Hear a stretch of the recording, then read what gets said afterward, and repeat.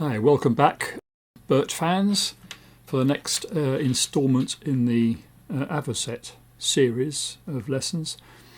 This one is probably the simplest of all, and I think it should be a fairly short one. But the concept we're going to talk about here, and this is something that you can apply or investigate in various other ways. You can take away from this and have a lot of fun with it.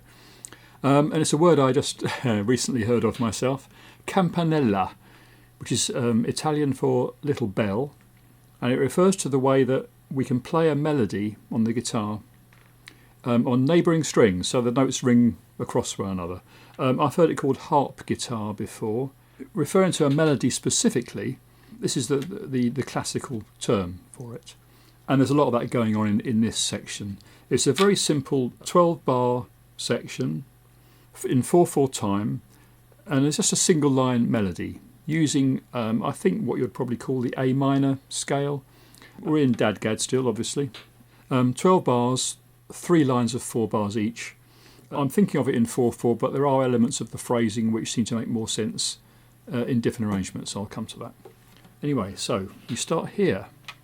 So you think of your standard D major chord shape, all right? Of course, in this tuning, what we've got is an A minor triad.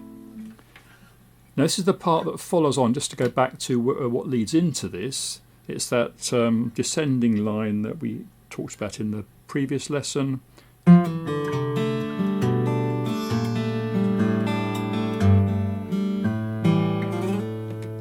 Alright, ending up on this A here, A7.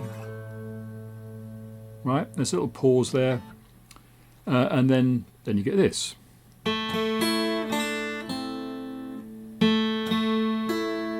Okay, so starting with the 3rd and 2nd strings, same note, 2 A's there. And there's a quick little hammer-on pull-off, and then this C here on the 2nd string.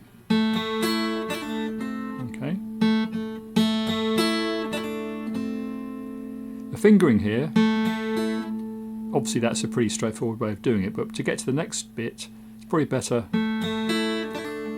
if you bring your middle finger to there.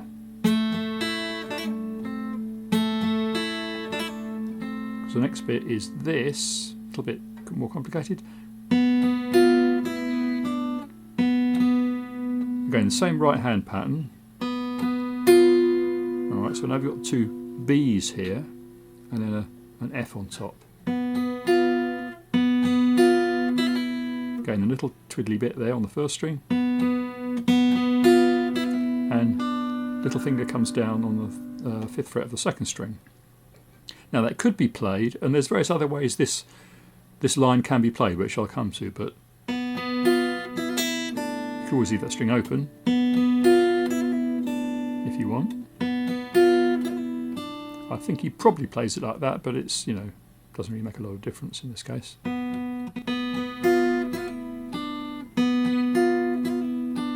Okay, and after that, you get what sounds like a complex hammer-on pull-off. So it's 5 notes there, pulling off 2020 to start with, and then a hammer-on to the 5th fret. To make it more positive, you could use your 3rd finger,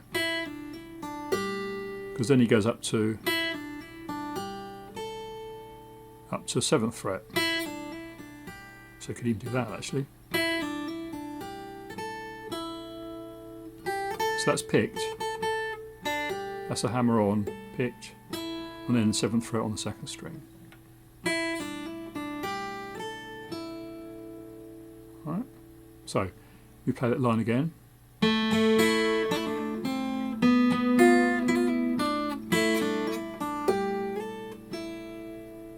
Okay.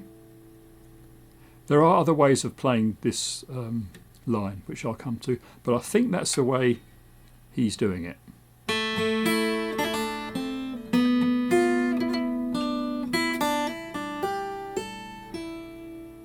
Okay. Now, the second line starts the same way.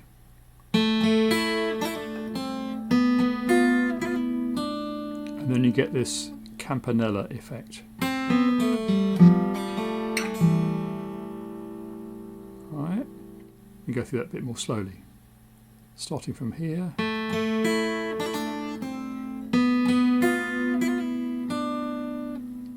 Second and third strings, frets 3 and 4, ringing together. And then keep your finger on this, on the 4th fret. Open second, open G, and then the 3rd fret on the 4th string. All the while, those two are ringing then. And as he hits this 3rd fret here, he hammers on to the 2nd string on the 2nd fret. It's quite subtle, this, but it is in there. So then you've got all those 3 notes ringing. And then he pulls off 3, 2, 0 on the 2nd string. Without picking this note, it's just all hammer on, pull off. And then from there, just come down to the 2nd fret 4th string.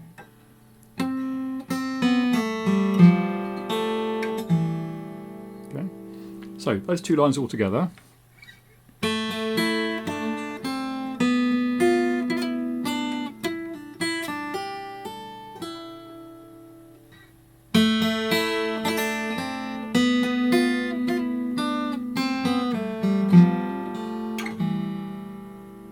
Right, now there's a 3rd line, and here's where it seems to slip out of 4/4, but I'll count it as if it's 4/4 just to begin with.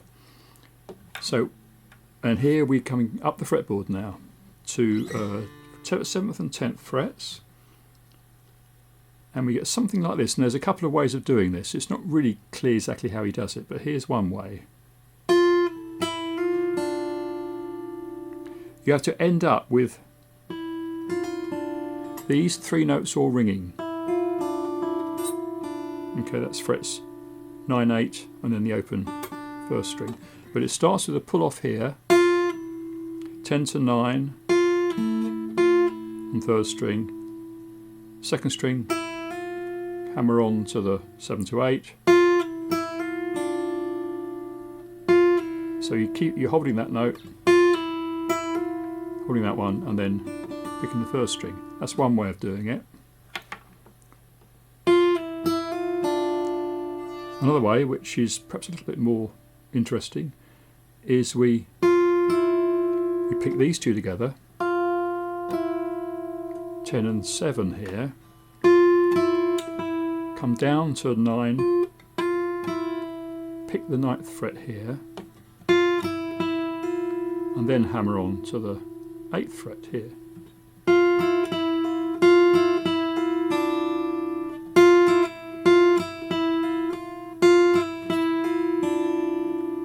So it's that, or it's subtle difference. I'll let you decide which of those you like, which you prefer. So we've got, and then, so this is, let me just count the beats there. 1 and 2 and 3, 4 and 1, 2, 3 and 4 and. Alright, so a bit slower there. 7, 8, 10, 12 frets on 2nd and 3rd strings. Slide up to 14 on 2nd string. And the next bar, 14, 12 on the 4th string. In fact, I think he comes down, because what you hear, you can sometimes hear the 2nd string note coming down as well as he does that.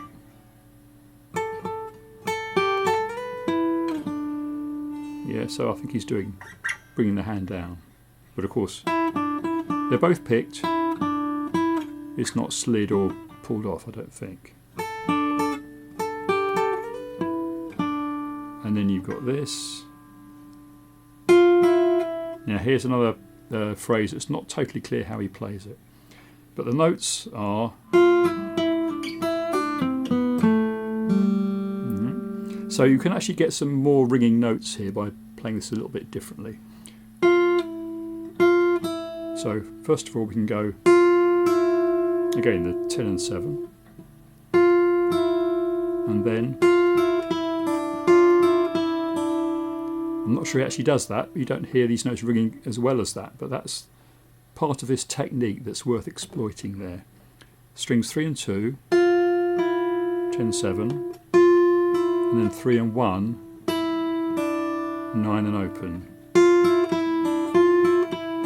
Okay, and then it's down to here, 7, second string, open first, third string, 5, 4, and 7th fret, 4th string, and open third. So in this case, I think he is playing that, and not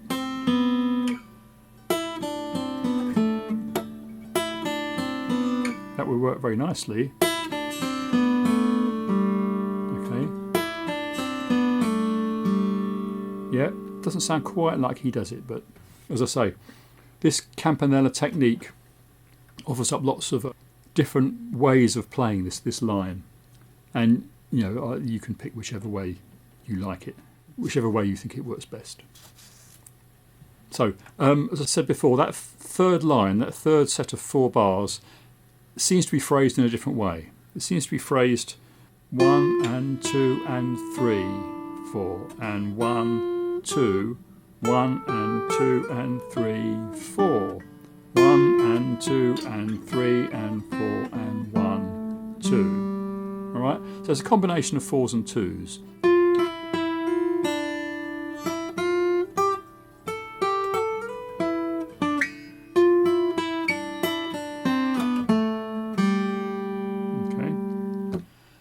And that whole thing goes through twice.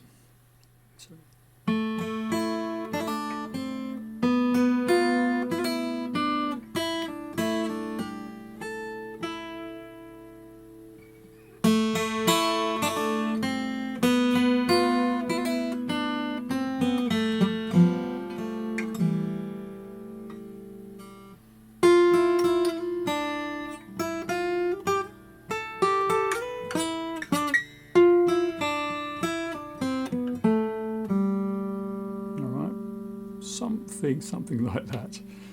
Now, this first bit, on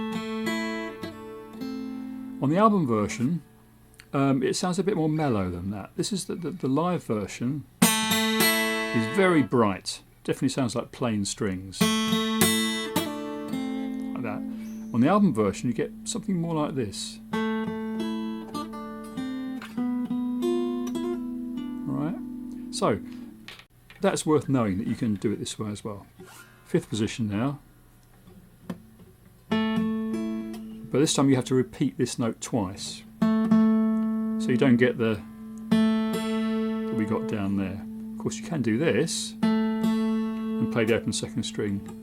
Still play the open second string there after that note. But it's more intuitive to have the bar here, I think.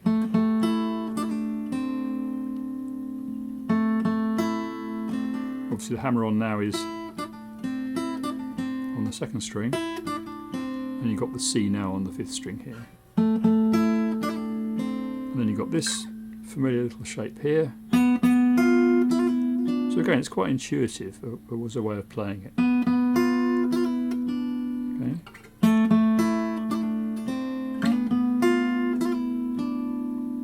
And then I think beyond there, then it's the same as it was before. Except on the live solo version, on the second repeat of that phrase, you distinctly hear him playing as a harmony there. So it could still be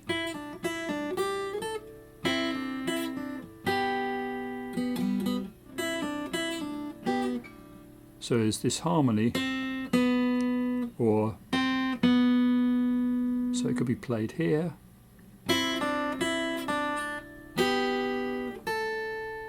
or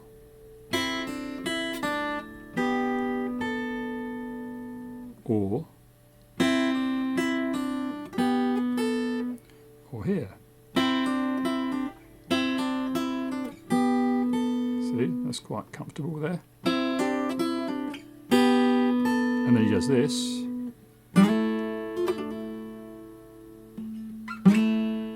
Alright, so instead of a simple little line, it becomes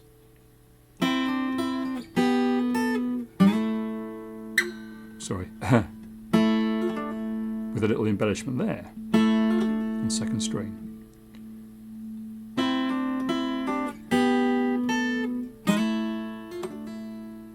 Yeah, that's on the solo live version. You can hear him doing that. So that's all there is to that little section there. So the second time you come down from here, that bar leads straight into those arpeggiated chords I talked about in the previous lesson.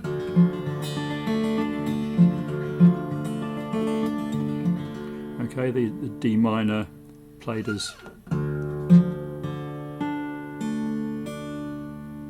in this shape here. Again, refer back to the previous lesson for that chord arpeggio and its companion, and there's about 3 chords in that section. By the way, just talking about those arpeggiated chords, in the versions he plays with Martin Jenkins, then the violin has a melody. In the solo version, he actually sings that melody, which I'm not going to attempt. But otherwise, the melody is quite important. It's not just the fancy chords. Okay, there is a tune on top. So when he doesn't have the violin with him, he sings the tune. And you can hear that on the 1978 solo live version. Okay, so that'll do for this lesson. And next time, we're going to get on to a much more complex guitar part later on in the tune. It features, I think, only in the studio album version, possibly in one of the earlier live versions. But that will take a lot more explaining. Okay, thanks everyone. Good luck with that. See you next time.